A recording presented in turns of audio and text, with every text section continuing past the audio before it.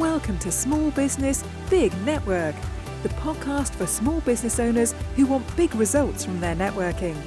I'm Liz Drury, a freelance voiceover artist who knows that if you're not working, then networking could help. Jenii Lowe is the founder of Obsidian Content Creation, a business that specialises in copywriting, especially for the tech sector. Jenii is all about collaborating rather than competing, as you'll hear in this interview. Thank you very much for being today's podcast guest, Jenii. Hello, yes, thank you for having me. Now, Jenii, your LinkedIn profile, you describe yourself as being a professional explainer. So tell me what that means. Well, a lot of the companies that I work with are sort of based in very techy, sciencey fields, and I even count marketing in that because, you know, I think it's more driven by tech now than ever, what with needing to know about SEO, pay-per-click and things like that. So I like to think that I act as a bit of a translator between these very heavy tech subjects and a sort of a more general audience, really. Brilliant. And how do you go about doing that for people? I really get to know the subject at hand, whether that means picking the client's brain or going away and doing my own research. It's usually a mixture of the both of them.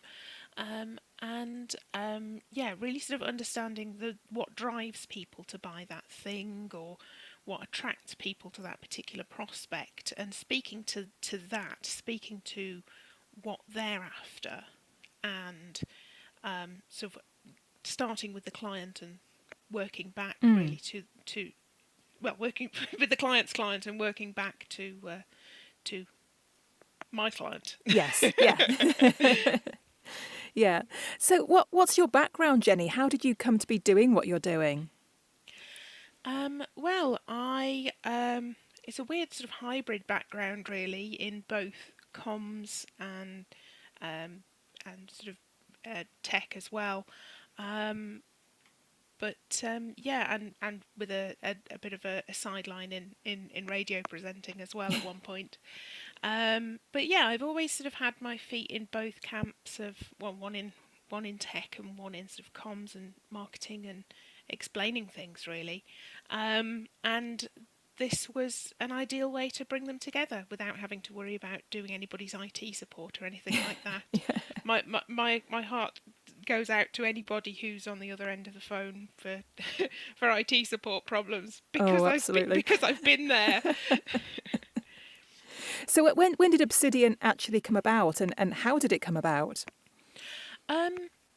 Obsidian came about on the 29th of December 2014. It was probably at about 2 o'clock in the morning, and I was asleep.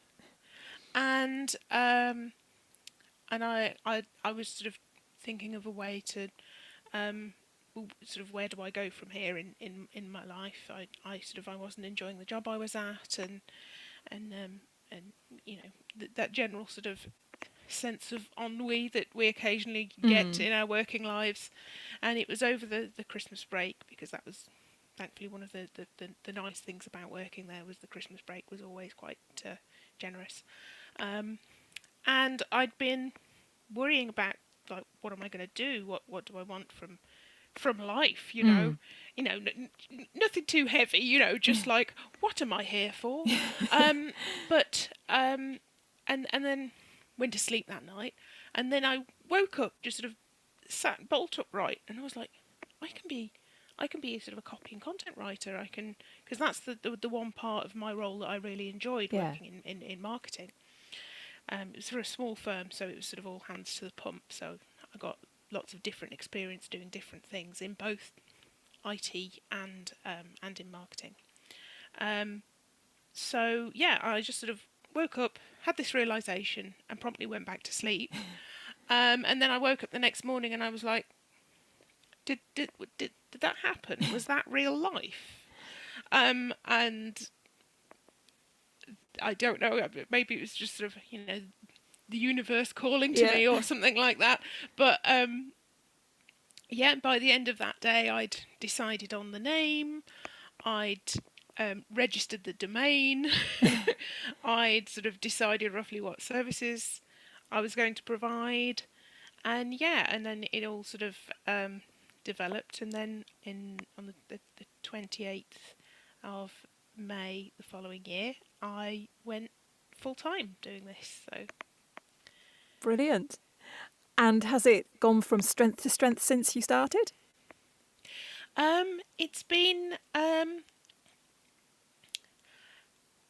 wouldn't call it sort of an overnight success. I don't think I'm not entirely sure those really exist, but I've just been happy mulling along with whatever work comes my way. Really, I've thankfully been quite busy.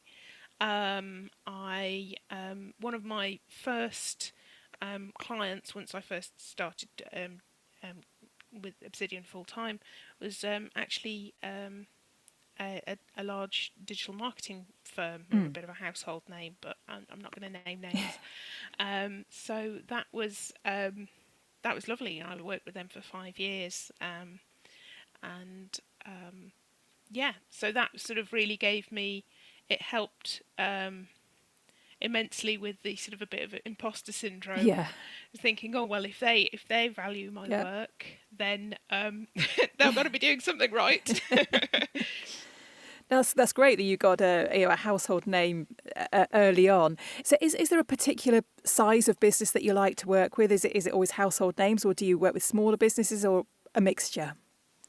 Well, I love working with smaller businesses. I mean, I've worked with one person organisations. I've worked with with national brands, but I really enjoy that sort of bracket of micro business that's sort of between about, say, a team of 5 people to about 50. That's just sort of a nice little bracket for me, and thankfully a lot of sort of really cool and interesting companies fall into that bracket.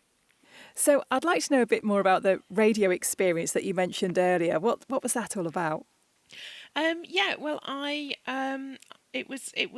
I mean, I say just. It was really fun and interesting. But it was just a community radio here in Wolverhampton. It's got to be over 10 years ago now. But yeah, myself and some friends were on a children's radio show.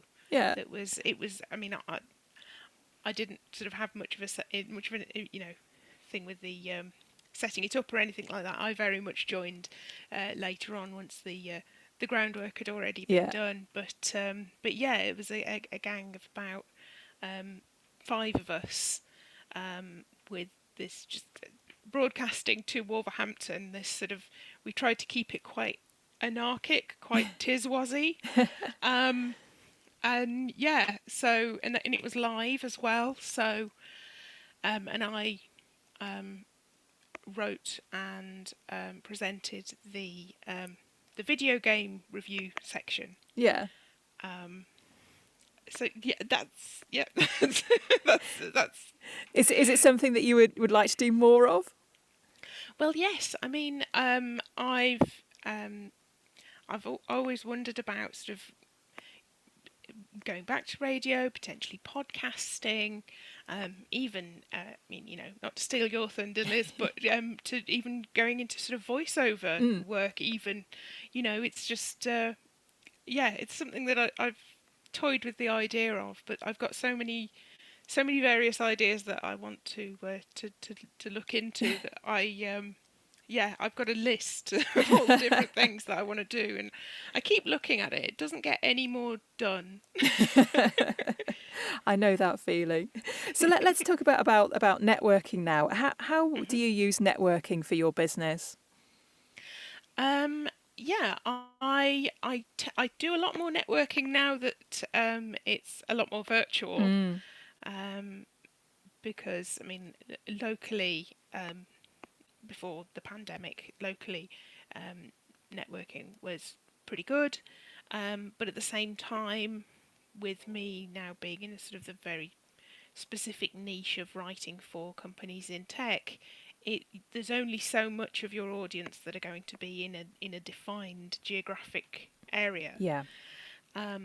So the whole virtual networking thing's really opened up a wealth of opportunities for me in that regard, and I don't think I could network fully non-virtually. Yeah. I could see me doing a bit of both. Yeah. I'm holding off on that just for now, but I could see me doing a bit of both in future. And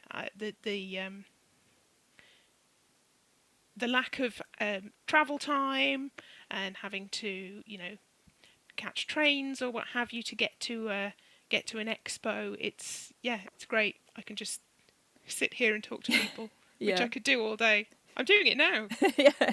Yes. And what do you find that you get out of the networking? I'm not one of these people who goes to networking and it's like, right, okay, I must get 3 clients in this sector by 10 o'clock. No, it's one of these ones where I go and I see who's there, and I just like to hear from other businesses, really, see what other people are up to. The sort of copy and content writing community is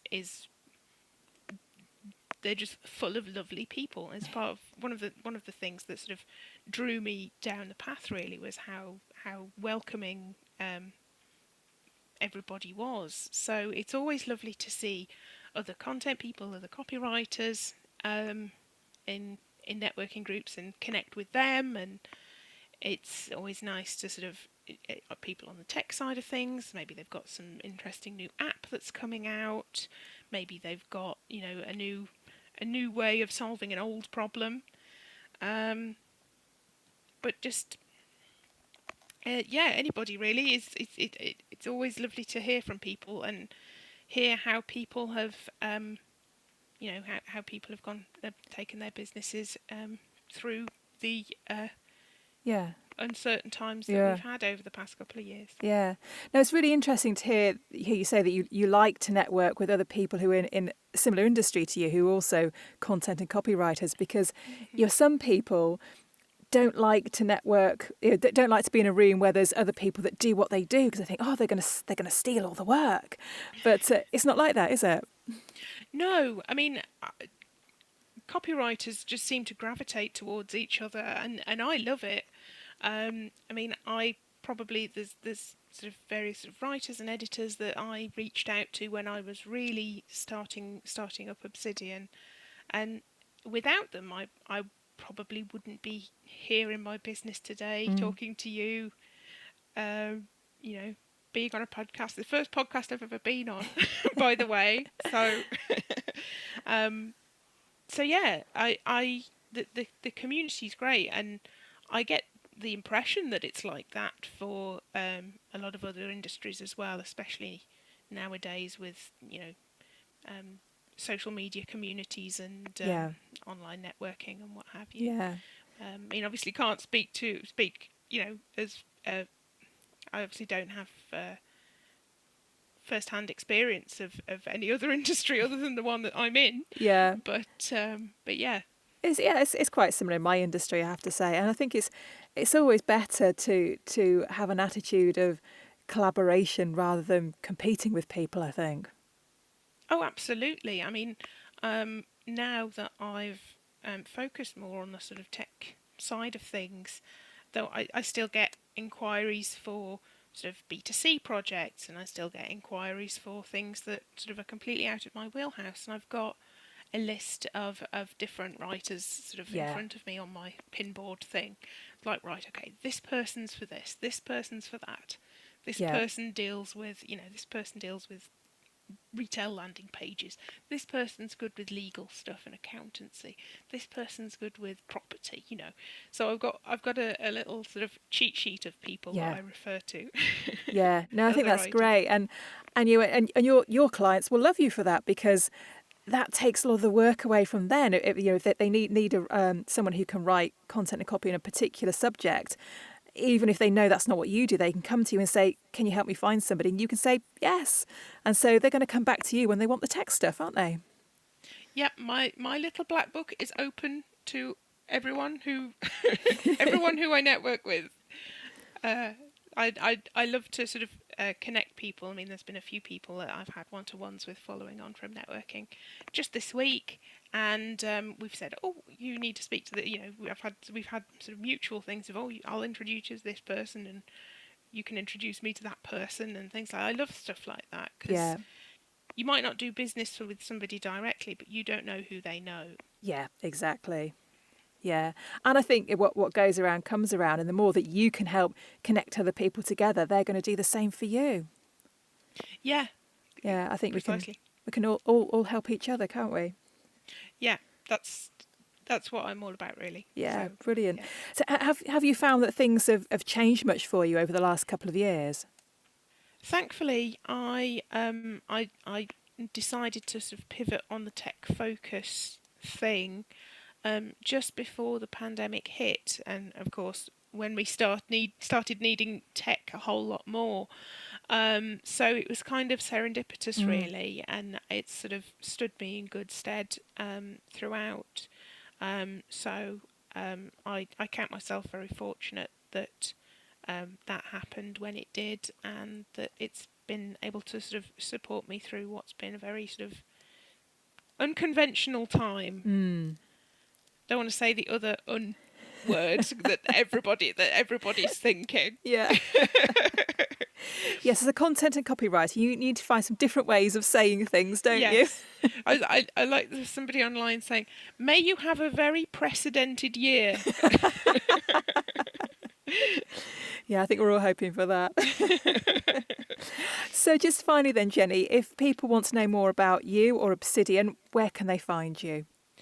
They can find me on LinkedIn. It's Jenii Lowe. It's Jenii Lowe. Just search me. I should be there. Or you can find me on obsidiancontent.co.uk. Wonderful.